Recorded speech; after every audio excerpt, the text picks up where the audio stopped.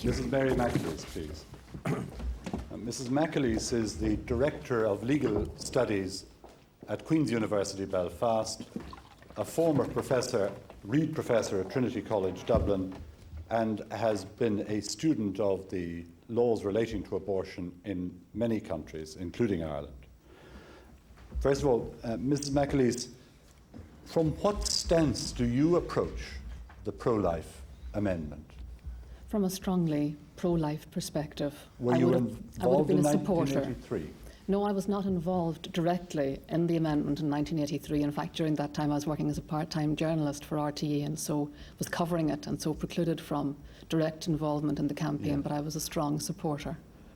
In your studies of the law relating to abortion, I think that you're acquainted, for example, with the existence of the 1861 Act, which makes the carrying out of abortions a crime.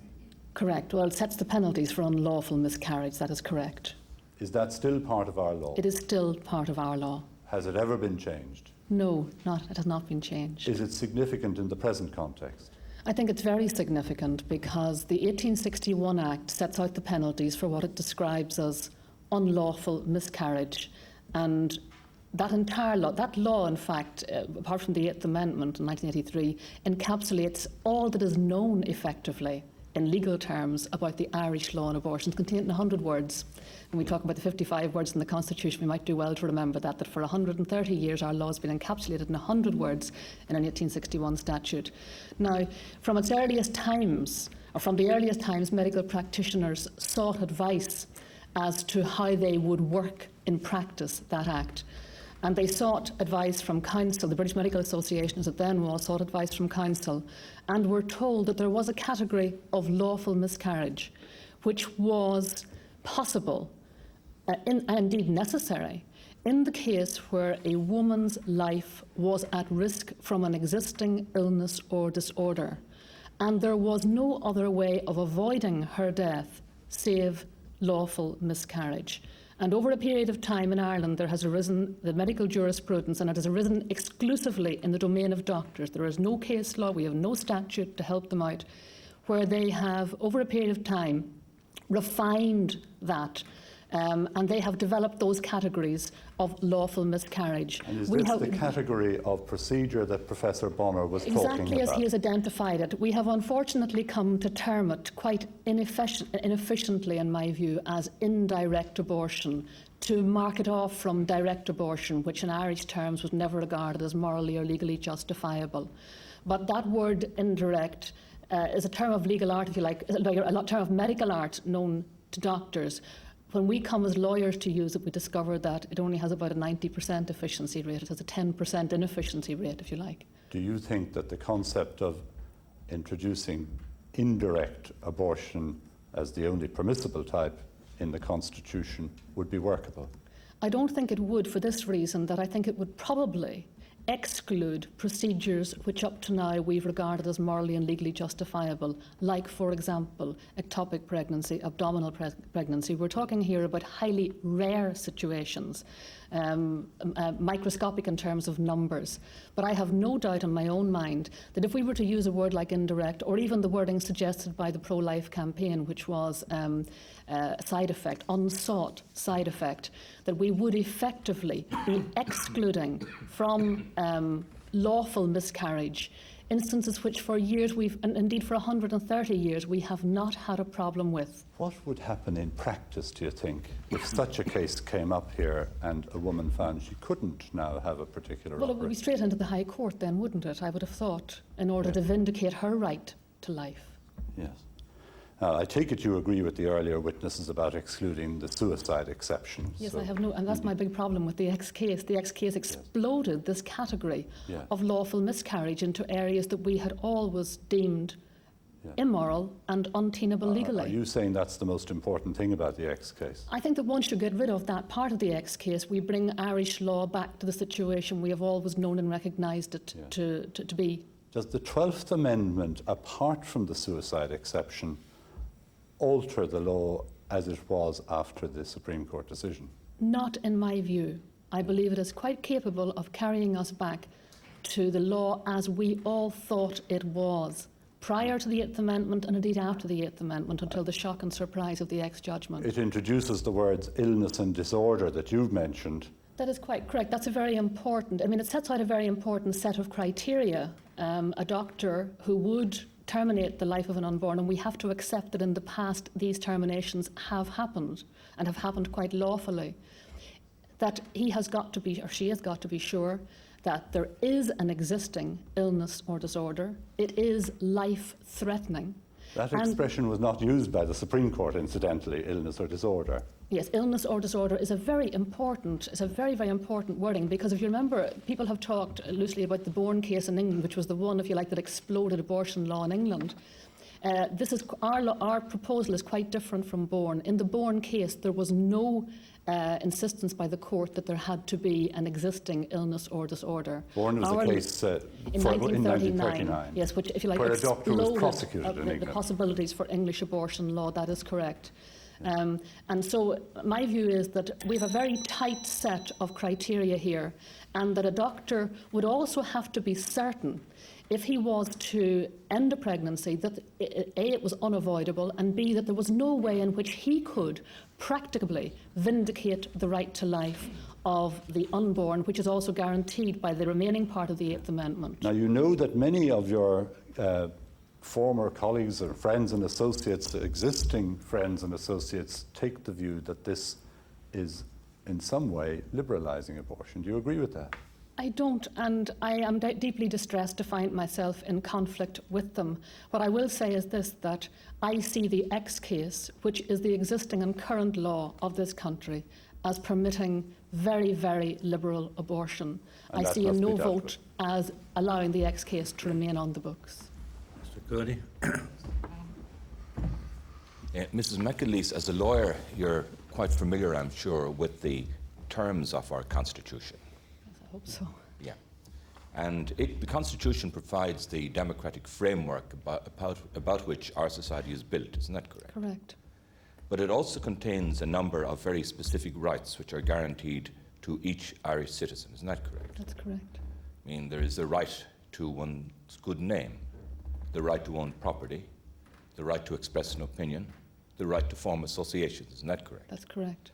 But underpinning all of those specific rights is the most fundamental human right of all, which is the right to life, isn't that correct? Correct. You wouldn't quarrel with that proposition. Not at all. And you would regard it as essential that any constitution should contain such a provision. Correct. And that that right should be strictly observed by all the authorities within the state. Isn't Absolutely. that correct? Yeah. Can I ask you this direct question, Mrs McAleese? Does the constitutional amendment, which will be put before the people on Thursday next, contain a proposal which will allow abortion? Yes or no, please? I believe it does not, in the sense that we have used the word abortion to identify what we call direct abortion. What do you mean by abortion? Yes, I think Describe what an abortion is. I think that's an important point, because I think we are really stuck here in a linguistic trap. For me, there are effectively and always have been two types of abortion in Ireland. One that we've identified as lawful miscarriage and the other as unlawful miscarriage. I do not believe that this referendum will allow us into the realm of what was always regarded previously as unlawful abortion. Sorry for interrupting, Ms. Unlawful McAleese. miscarriage. Could it be said that an abortion is the planned and intentional killing of a baby in its mother's womb? Would that be a fair definition? I'm not sure that it would, because I think, frankly, an ectopic pregnancy, you could also argue that the removal of the fetus is planned and intentional, I'm afraid. Leaving aside by your definition, then, that would be an abortion. Okay. You know the wording of the amendment permits the termination of pregnancy, isn't that correct? Yes, it permits, in fact, the termination of the life of the unborn. That's correct. It says, and the government pamphlet says, it allows pregnancy to be terminated. That means that an obstetrician, a gynecologist, or a doctor may perform an operation on the expectant mother which will effectively kill the baby in her womb. Isn't that what it means? That is correct. Yeah. And isn't this what the amendment proposed by the government and upon which the people will have to vote on Thursday next provides for? That is correct, as it always has done since 1861. I see. Do you agree with Professor Bonner that the insertion of this amendment in our Constitution, if the people accept it, will lead inevitably, but gradually, to a widening of the degree of abortion which would be practiced in our country? I do not. I think I do not. I don't think he said that. No, but that's what he said 4 weeks ago in his written memorandum. Well, I can't explain what Professor Bonner did or did not say. I thought he explained that extremely well himself. What I can say is that we live in a time when the skirmishes between pro-life and pro-choice are ongoing, and I have no doubt in my mind that no matter what is done, no matter what amendment comes or goes, that this unresolved fight between the pro-choice and the pro-life people will continue. There are people who are quite determined to ensure that fight continues. I want to ask you another question. The termination of pregnancy envisaged in this amendment can only occur where there is a real and substantial risk to the life of the mother. Isn't that correct? Yeah. Any risk is a real risk, isn't that right? Whether it's a 1% risk or a 95% risk. That follows, doesn't it? I wouldn't agree with that, no. All right. Let's move on to the question of substantial. I think the word real has a very important meaning. All right. Let's move on to the word substantial. Who will decide whether or not a risk to the mother's life is substantial? I think the doctor in situ will decide that. All right. Can I ask you this? Do you know how many doctors are practicing medicine in Ireland? I have no idea. Isn't it at least possible that some of these doctors will have a different view as to the meaning of substantial from their colleagues? I am sure that many of them already do, but they operate within a set of guidelines which give them very, very clear and explicit guidance in the matter. No, just answer the question, please, Mrs McAleese. Isn't it quite possible that some of these doctors will differ as to their interpretation of the word substantial? I suppose within a 5 to 10% differentiation, that is possible, yes. Doesn't it also follow, therefore, that some doctors will consider a risk to be substantial and therefore justifying an abortion, whereas other doctors will not? Isn't that right? I have to agree with you that that possibility will always arise, and indeed has always been there since 1861. And isn't there also the possibility that some very few doctors may be unscrupulous enough to use this clause in the amendment to justify their stated belief in abortion and carry out abortions? I don't see how they possibly can do that, because this wording that is being inserted is also being inserted into the context of the existing guarantee of life to the unborn. If it is, as it appears to be, the experience of almost all obstetricians in this country, that most life-threatening illnesses can be managed until viability, in other words, that it is practicable to vindicate the right to life of the child, then it seems to me any doctor contravening that 130 years of obstetric practice would very quickly find himself in court on a charge. I must put it to you that the widespread practice of abortion, which now prevails in the United Kingdom, for instance, arose on much the same sort of phrase which is contained in this proposed amendment. That is quite untrue, and you know that perfectly well. That is quite untrue. 97% of all abortions carried out in the 1967, under the 1967 Act, are carried out under the health provisions. 0.1% of all abortions carried out in England are carried out under the life provisions. You know perfectly well that is an untrue proposition. What was the phrase used by the judge in the Byrne case? Can you tell us? Yes, the Bourne case talks there about making the woman a physical and mental wreck. It said that the precise wording is that continuation of the pregnancy would make her a physical and mental wreck. And who defines what makes her a physical or mental wreck? Well, the judge in that particular case on the basis of the medical evidence given. Yes.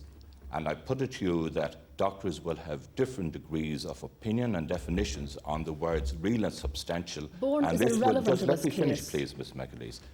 And that these differences of opinion will lead inevitably to different medical practices, and the victim of that will be the Irish unborn child. With respect, they have not done that for 130 years. We are very privileged and blessed to have the medical practitioners that we have had. It has not done that in 130 years. Thanks, Ms. McAleese.